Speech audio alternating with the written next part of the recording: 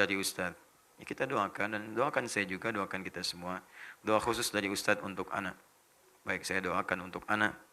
Ya, semoga anak sehat.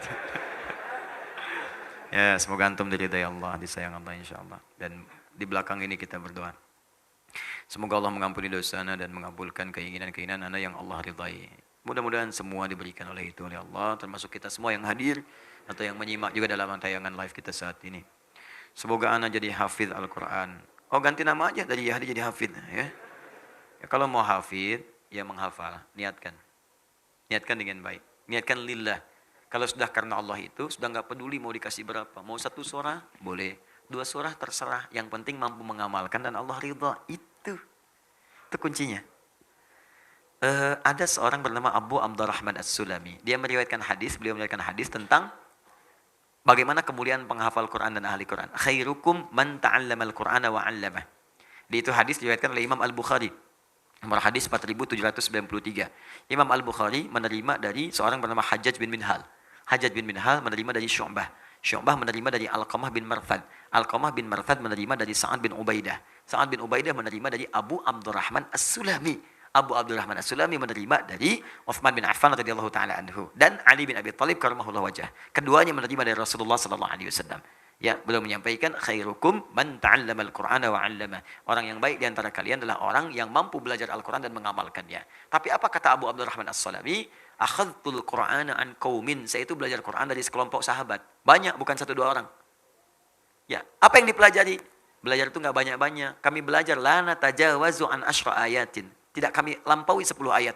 Dia belajar itu 10 ayat dulu. Menghafal itu enggak banyak-banyak dulu. 10 ayat, 10 ayat, 10 ayat. Lalu kami berusaha mengamalkan. Kalau sudah sanggup mengamalkan, baru kami lompat ke ayat berikutnya.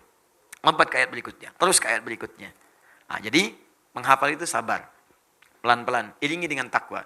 Biasanya kalau sudah takwa itu Masya Allah. Ada orang yang diberikan kemuliaan oleh Allah dengan amalan takwanya. Baru dibacakan, langsung tertanam Al-Quran dalam jiwanya.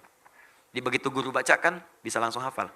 Seperti Al-Imam Al-Bukhari dari kecil, dari kandungan oleh ibunya, didekatkan dengan Allah Subhanahu wa Ta'ala. Lahir beliau 2 tahun, ayahnya wafat. 4 tahun, matanya buta. Tapi diganti oleh Allah buta mata dengan tajamnya ingatan dalam jiwanya. Wah, itu kalau dibacakan kalimat, hafal titik komanya. Al-Imam Al-Bukhari.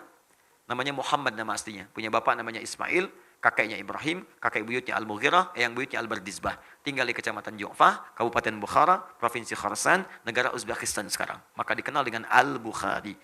Diganti kemudian oleh Allah dengan ingatan yang tajam. Disekolahkan kemudian awal-awal itu. Di masjid-masjid ada halaqah penghafal Quran. Kalau dulu tuh disebut kutab-kutab, datang menghafal Quran. Beliau bergabung dengan orang-orang seusia dan di atasnya. Beliau yang paling muda, datang dibacakan kemudian. 1 surah dalam Al-Quran, surah Qaf. Qaf. Ya, dibacakan surah ke-50 itu. Sampai ke ayat 22, sampai seterusnya, sampai selesai. Setelah itu syekhnya bertanya, siapa yang hafal? Tiba-tiba kemudian anak itu langsung mengangkat tangannya. Lalu saya cuma tanya, siapa yang udah hafal? Angkat tangan, baru dibacakan sekali, angkat tangan. Syekhnya ingin menguji. Ta'al ya bunai, datang sini. Raba-raba jalan ke depan dibacakan persis, makhrajnya, tajwidnya bagus, hafalan sempurna. Masya Allah, didoakan oleh syekhnya minal an, bahasa kita tadrusul hadis. Mulai dari sekarang, anak-anak belajar hadisnya, karena syekhnya paham kalau Quran ini akan mudah bagi dia. Maaf, jangankan bagi yang pintar.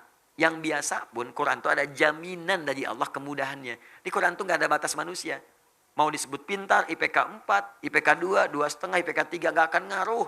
Bahkan ada orang yang nggak punya IPK pun bisa hafal Quran. Nggak sekolah, hafal Quran. Bisa lihat, hafal. Nggak bisa lihat, bisa hafal. Yang normal otak, hafal. Yang lumpuh otak, bisa hafal. Nggak ada batas. Maka syekhnya mengatakan belajar hadis. Karena hadis itu butuh kekuatan lebih dibandingkan dengan Al-Quran. Nggak ada jaminan hafal cepat. Beliau tahu ini punya keunggulan. Begitu pulang ke rumahnya bangga, dikatakan pada ibunya, Ummi, amati. Mama tadi terjadi peristiwa begini, saya disanjung, saya disuruh belajar hadis, saya pengen belajar hadis. Kata ibunya, nak, cukupkan dulu dengan Al-Quran, engkau punya keterbatasan. La, uridul hadis, tidak, saya pengen belajar hadis. Sampai kemudian beliau berpisah dengan ibunya, meraba jalan masuk kamarnya. Ibunya melihat itu haru, masuk ke mihrabnya, hamparkan sajadah, berdoa kepada Allah. Ya Al-Basir, Ya Alladhi ala kulli syai'in qadir, a'id basirat tabni. Ya Allah, Ya Allah, Ya Allah, yang punya sifat menatap dengan tajam. Yang maha mengawasi, mohon kembalikan penglihatan anak saya. Engkau yang maha mampu ya Allah, tidak ada batas bagimu. Ketika berdoa, lelah, capek, tertidur dari air mata, mimpi Nabi Ibrahim. Bertemu dengan Nabi Ibrahim. Dikatakan kepadanya, anakmu akan melihat lagi. Jadi begitu ibunya berkata, Yal Basir, Yalladzi ala kulli syai'in qadir, Al-Bukhari sedang mengulang hafalan ayat Qur'annya. Sedang mengulang surat Qaf tadi. Sampai di surah itu, di ayat ke-22. Mengatakan, Laqad kunta fi ghaflatin min hadha. Fakashafna anka ghita'aka wa basaruka al-yawma hadid. Dulu pandanganmu tertutup, ada penghalangnya. Maka mulai sekarang kami akan bukakan. Sejak saat ini, pandanganmu akan menatap kembali dengan tajam.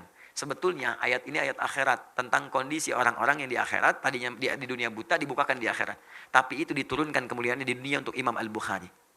Saking takwanya, orang tuanya dekat dengan Allah. Diberikan oleh Allah satu kemuliaan. Tiba-tiba dibuka bisa melihat kembali. Kaget, lompat. Kejar ibunya. Umi laqad ra'ait. Mama, saya bisa lihat lagi. Saya bisa lihat lagi. Ibunya kaget bangun. Jadi peluk anaknya. Rubbama ra'aita biqalbik. Nah, mungkin ananda melihat dengan hati. Kata Al-Bukhari, la bal bi'aini. Saya lihat dengan mata, Ma. Mau pakai baju ini. Di hadapan kita ada benda-benda begini. Berpelukan keduanya.